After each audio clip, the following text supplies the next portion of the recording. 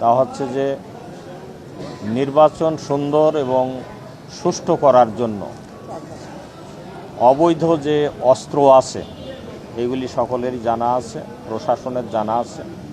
অবৈধ অস্ত্র উদ্ধার করতে হবে, সেই সাথে সাথে লেভেল প্লেইং ফিল্ড তৈরি করতে হবে।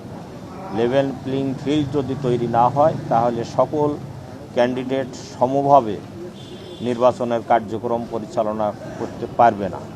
এই জন্য আমাদের জাতীয়ভাবেও এবং বিশেষ করে আমরা পাবনা জেলাতে জেলা প্রশাসনকে ইতিমধ্যেই বলেছি, জেলা প্রশাসক মহোদয়, জেলা পুলিশ সুপার মহোদয়, ওনাদেরকে আমরা বলেছি যে এখানে লেভেল প্লেইং ফিল্ড তৈরি করতে হবে।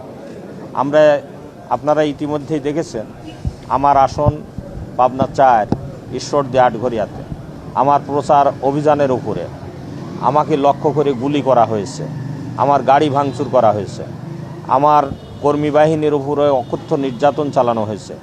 একজন কর্মী আইসিইউতে যেতে হয়েছে, ঢাকাতে সে চিকিৎসাধীন রয়েছে। এই হচ্ছে অবস্থা।